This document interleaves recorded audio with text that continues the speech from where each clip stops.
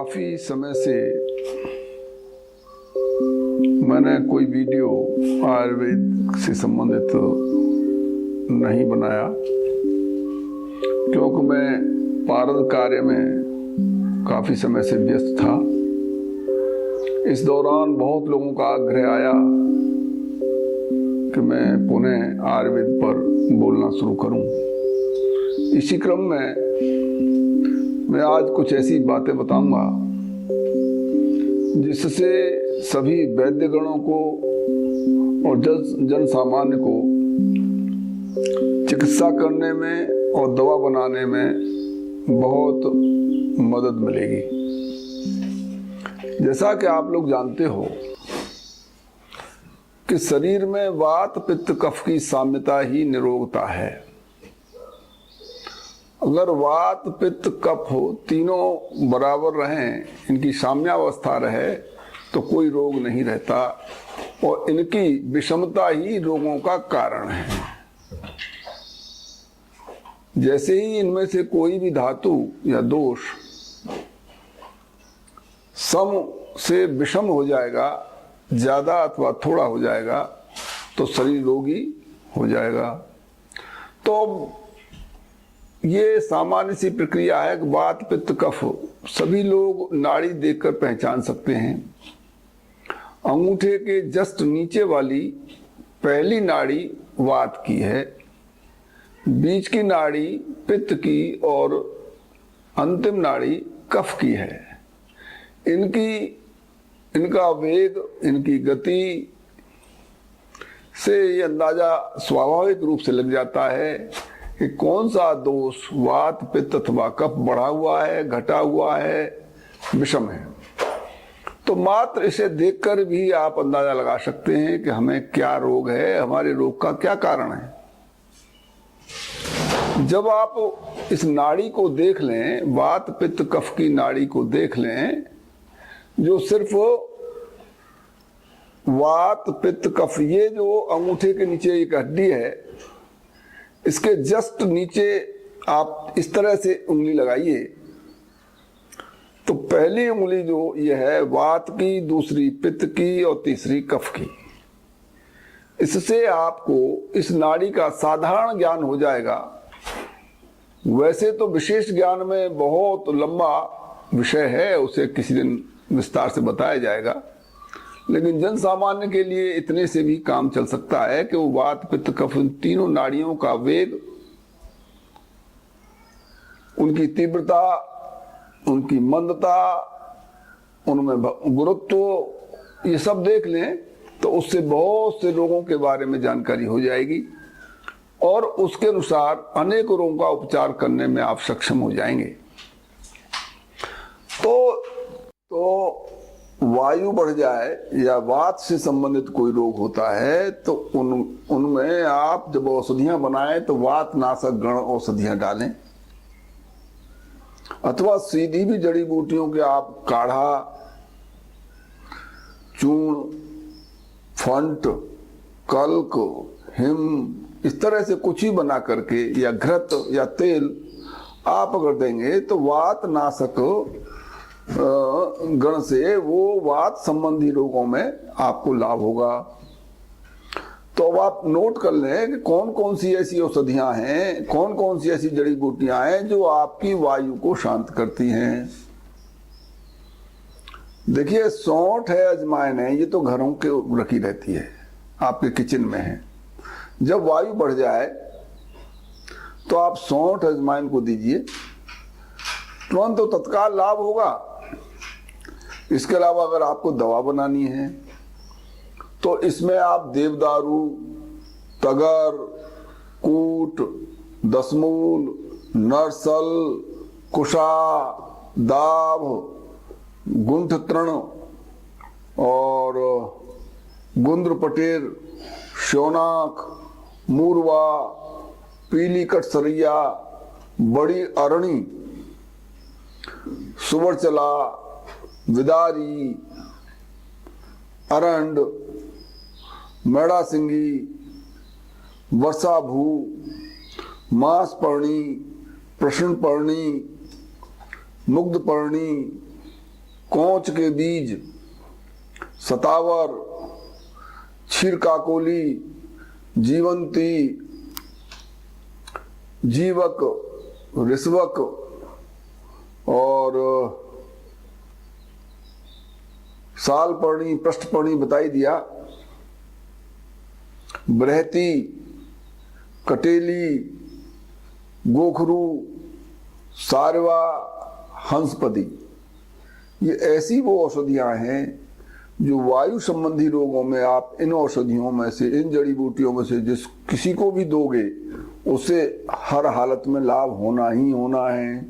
तो जब आप वायु को रोकने वाली, वायु को शांत करने वाली औषधियां बनाएं तब इनके घटक डालिए दवाओं में, अथवा इनका जो है काढ़ा दीजिए, अथवा चूर्ण बनाइए, घृत बनाइए, तेल बनाइए, इनसे मालिश कराइए, इनसे वाष्प दीजिए। तो इन्हीं दवाओं के सेक दे सकते हैं पोटली बना के आप। तो इस तरह से आप वात को शांत कर सकते हैं, वायु रोगों को आप शांत कर सकते हैं। तो अब वात नाशक गण के बाद आता है पित्त।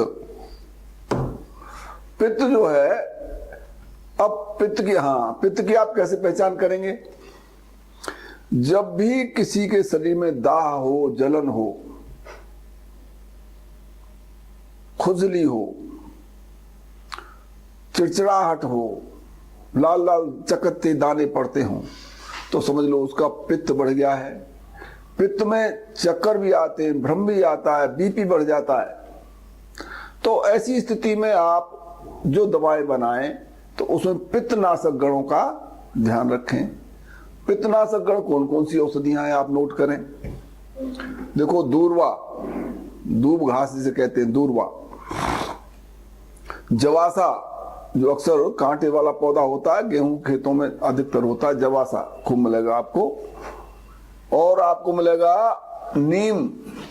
नीम बहुत पित्त शांत करता है, ये हर जगह मिलता है नीम। और कोंच के बीज, ये वातनाशक भी हैं और पित्तनाशक भी हैं। और गुंद्र पटेर, गुंद्र पटेर भी वातनाशक है और पित्तनाशक है। और आप ले सकते हैं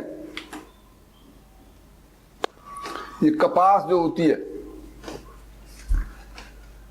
सोमकल्क है और अम्लवेतस है, कदम है और मुलेठी है, महुआ भी पित्तनाशक है, पद्माख और कश्मीरी, खस, सारवा, नरसल, ये सब दवाएं, पलाश, ये सब दवाएं जो हैं पित्त को शांत करती हैं। इसमें खास तौर से धनिया और शतावर बहुत महत्वपूर्ण है, जो तत्काल लाभ देगी आपको। तो इससे पित्त शांत होता है। अब जब भी किसी का पित्त बढ़ जाए तो आप उसमें जो है, जब भी पित्त बढ़ जाए तो आप उसमें इन दवाओं का प्रयोग करिए, थोड़ा बढ़ाइए, बड़ा करिए। तो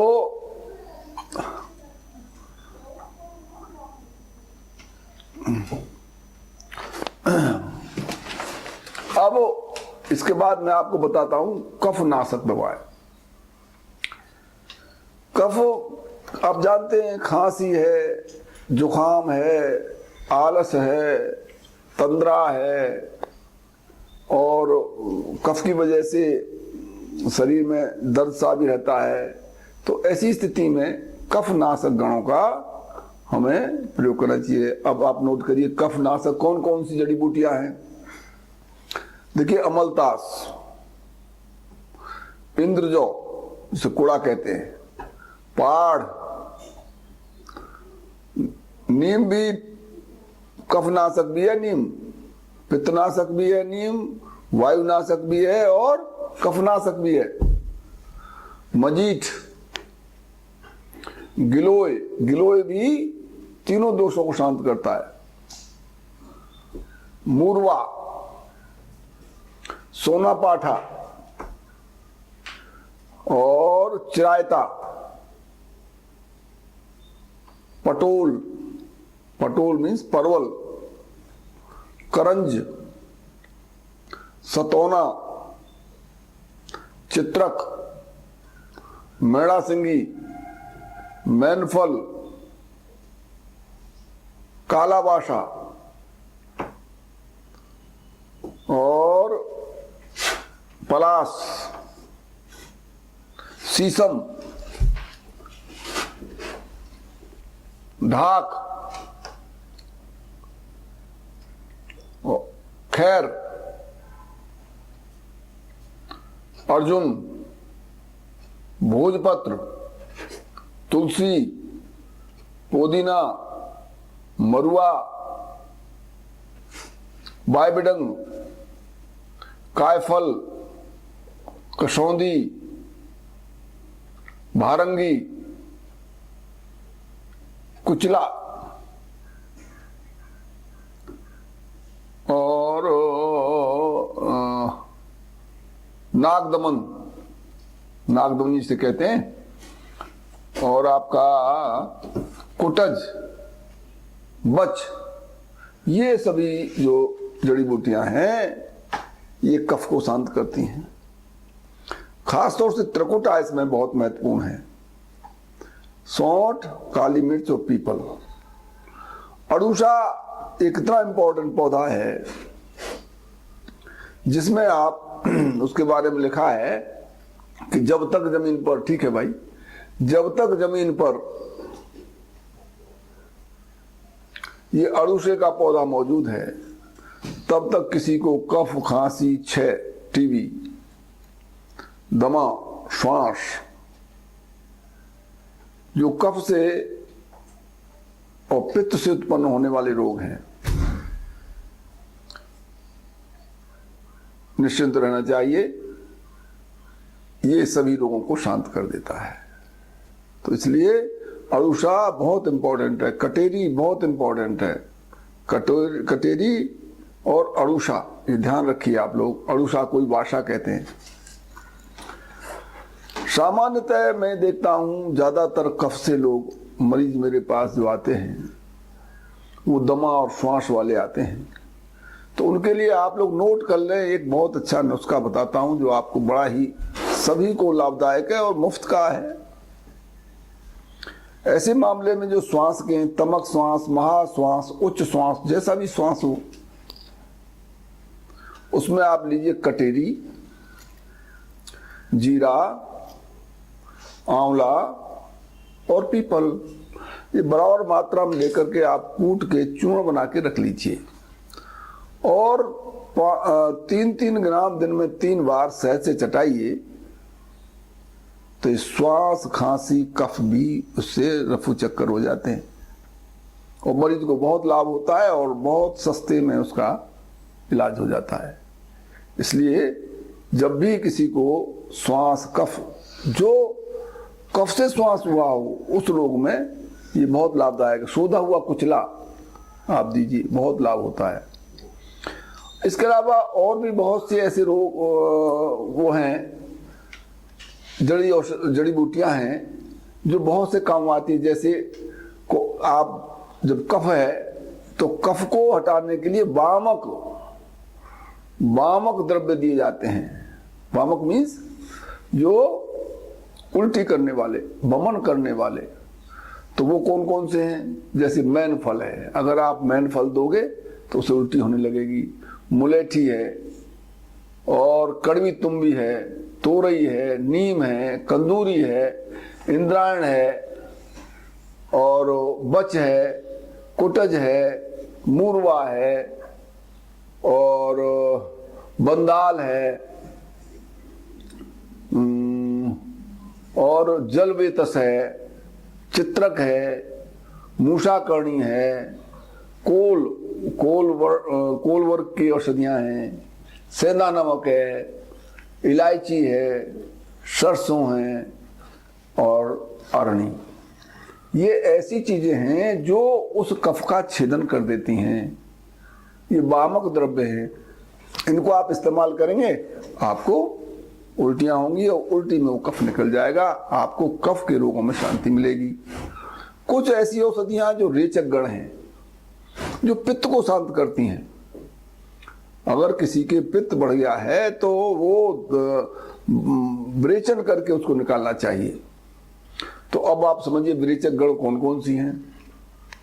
दंती है, दंती कहते हैं जमाल घोटा, तो बहुत थोड़ी मात्रा में शुद्ध किया हुआ, अत्यंत शुद्ध किया हुआ, बहुत कम मात्रा में से देना चाहिए, क्योंकि ये पेट में जो म्यूकस मेम्ब्रेन है, श्लेष्मा झिल्ली कहते हैं, उस पर ये बड़ा नुकसान करता है। जैसे कायम चूर्ण में ये ज्यादा पड़ा होता है, तो मैं लोगों से ये आग्रह करता हूं, कायम चूर्ण का सेवन न करें तो अच्छा है, और करना ही पड़े तो बहुत कम मात्रा में और बहुत सोच समझ के उसे करें, क्योंकि उससे आपकी म्यूकस मेम्ब्रेन को नुकसान होता है। और जो ये कायम चूर्ण लेते रहते हैं, उनको फिर बिना कायम चूर्ण के उनको सामान्य तरीके से भी विरेचन नहीं होता, और लैट्रिन बिना कायम चूर्ण के नहीं जाएंगे, और अनेकों नुकसान उसके साइड इफेक्ट होंगे। इसलिए दंती को बहुत सोच समझ के लिया जाए। तो रेचक गण में आप दंती लें, निशोथ, त्रिफला, इंद्रजौ, थुहर, शंखपुष्पी, नीलनी, तिलवक, लौंद्र, अमलतास, कबीला, स्वर्णक्षीरी और गोमूत्र और गर्म दूध मीठा लें तो वो भी विरेचन कर देता है। इस तरह से विरेचन गण हैं, इससे कफ को आप शांत कर सकते हैं। अब वायु जब बढ़ जाती है तो वात रोगों को शांत करने के लिए 3 चीज होती हैं, स्नेहन, अभ्यंग और वस्ती। स्नेहन कहते हैं चिकनी चीज, जैसे घी और आपका तेल, चर्बी, मज्जा, ये स्नेहन में दी जाती हैं, ये वायु शांत करती हैं। और ऐसे तेल जैसे बला के तेल हैं, महाबला तेल है, महानारायण तेल है, और बहुत से तेल हैं, उससे अभ्यंग मर्दन किया जाता है। और फिर आता है बस्ती। बस्ती एक एनीमा की तरह होती है, तो उसमें जो इस्तेमाल की जाने वाली जड़ी बूटियां हैं, उसमें मैनफल, कुड़ा की छाल, देवदाली, मुलेठी, बच, दसमूल, देवदारू, राशना, जौ, सौंफ, कड़वी तोरई, कुल्थी, शहद, सेंधा नमक और गिलोय, ये निरूहण बस्ती में प्रयोग की जाती हैं। इसलिए अभी चलो भाई, इसलिए इनको बस्ती में प्रयोग करना चाहिए। जब भी आप बस्ती बनाएं, बस्ती की दवा बनाएं, तो इन दवाओं को डालिए, इससे वायु शांत होगी, वायु संबंधी सभी रोग शांत होंगे। बस्ती बहुत महत्वपूर्ण प्रक्रिया है वायु को शांत करने की, वायु के रोगों को शांत करने की। अब अक्सर जो है सिर में बड़ा दर्द रहता है, सिर में बहुत से रोग खड़े हो जाते हैं, तो उसमें सिरोविरोचन गण भी आपको नोट करनी चाहिए कि सिर की रोगों को दूर करने के लिए, उन रोगों को निकालने के लिए कौन कौन सी औषधियां आप इस्तेमाल करेंगे। इसे नश्य से कहते हैं, नश्य, नाक में डालने वाली दवाएं नश्य होती हैं। तो इसमें आप बायबिडंग, अपामार, त्रिकुटा, दारू हल्दी, सिरस के बीज, कटेरी के बीज, सहजना के बीज, महुआ का गोंद, सेंधा नमक, रसौत, छोटी बड़ी इलायची आप इस्तेमाल कर सकते हैं। तो ये दवाएं सिरोविरोचन में काम आती हैं। इस तरह से अगर मैंने जो आज आप लोगों को बताया, मात्र इस चैप्टर को आप आज के मेरे इस वीडियो को अगर आप नोट कर लें विधिवत, तो समझ लीजिए आप अनेकों अनेक असाध्य रोगों का भी उपचार मात्र इन्हीं से कर सकते हैं। और इन्हीं दवाओं से पंचकर्म किया जाता है। पंचकर्म का मतलब है डिटॉक्सिफिकेशन। जो तुम्हारे शरीर में टॉक्सिन्स इकट्ठे हो गए हैं, तो उन टॉक्सिन्स को निकालने के लिए ये सभी औषधियां हम लोग काम में लेते हैं। और जो आजकल बाजार में ये कॉमर्शलाइज कर रखा है पंचकर्मा, भाप दे देते हैं पानी की और उसमें औषधियां नहीं डालते, या वो सही तेल नहीं लगाते, उससे कोई विशेष लाभ नहीं होने वाला है।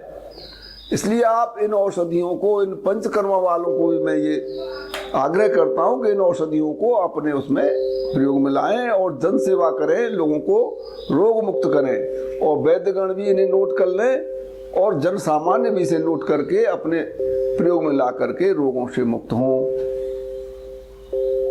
आज इतना ही, फिर